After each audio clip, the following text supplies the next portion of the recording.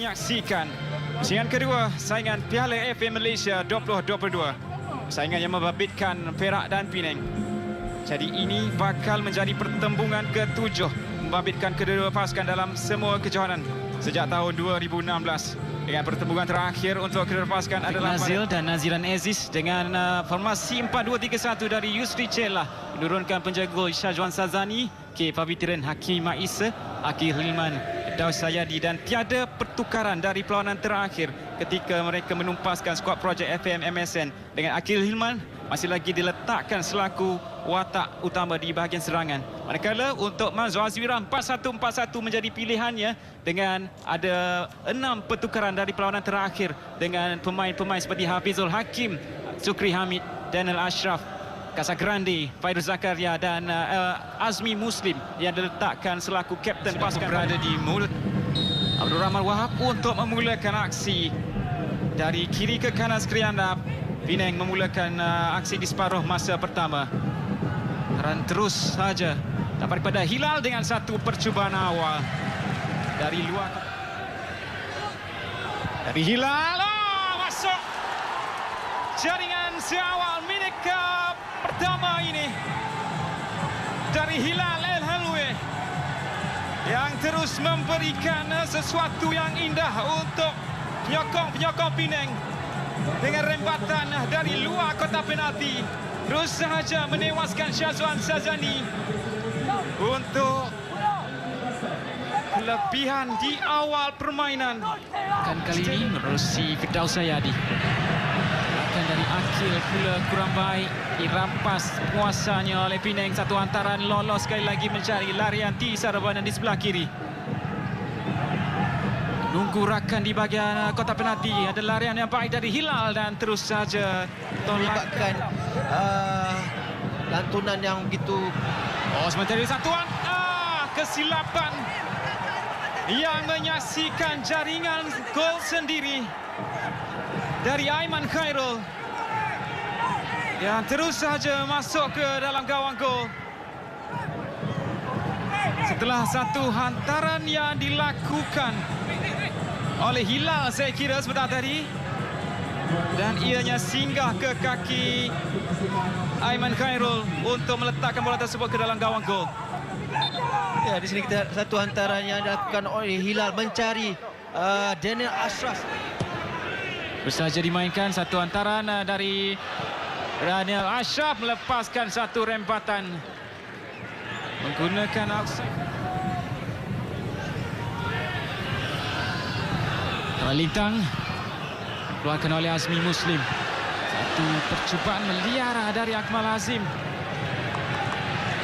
Masih lagi dalam permainan sebenarnya. Tolakan ke tengah, peluang untuk Perak mendapatkan jaringan. Akil Hilman dengan satu sentuhan bijak. Hilal untuk sepakan sudut Penang. Lantaran dari Hilal ditanduk. Ada rempatan terus yang dilakukan, mendapatkan sepakan sudut dan terus akan diambil oleh Khairul Syafiq. Keluarkan Idris, satu percubaan akan terbatas. Syafiq terus saja menolak untuk Enric Dos Santos. Masuk ke tengah, satu umpan kembali mencari Syafiq Al-Hafiz dan sepakan penalti untuk Penang. Bagaimanakah kesudahan sepakan di penalti ini dari Hilal El Helwi untuk menambah jaringan buat Penang dengan jaringan ketiga dan jaringan kedua pribadi Hilal pada malam ini. Dengan begitu mudah untuk beliau menewaskan Yuganes dengan satu rembatan lirik dan sekaligus menceriakan penyokong-penyokong Penang yang hadir di Stadium Perak Ipoh dengan jaringan yang cukup penting. Ya, di sini kita lihat bagaimana satu jaringan yang begitu sempurna dilakukan oleh Hilal. Beliau meletakkan bola di sebelah kiri pintu gol pasukan Perak dan clearance dari Hilal. Satu tandukan yang kurang baik dari peluang Penang dengan Adib Raub.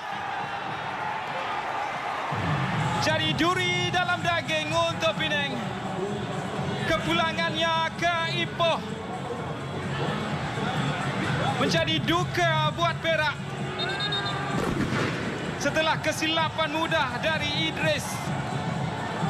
Dihukum oleh Adib Raub dengan menewaskan Yuganes dengan satu larian dan tolakan mudah untuk jaringan tambahan. Ya, di sini kita lihat bagaimana kesilapan yang dilakukan oleh Idris Ahmad. Beliau tidak melihat larian yang dilakukan oleh Adib Raub di belakang beliau. Dan tandukan itu mungkin tidak kuat yang menyebabkan Adib Raub bijak memintas tandukan sebentar tadi dan berjaya Syafiq, tandingan baik. Umpanan ke sebelah kanan untuk Borhan. Satu umpanan ke depan. Allah, gagal disudahkan oleh sebentar tadi. Beliau meletakkan di sebelah kiri pintu gol pasukan Penang.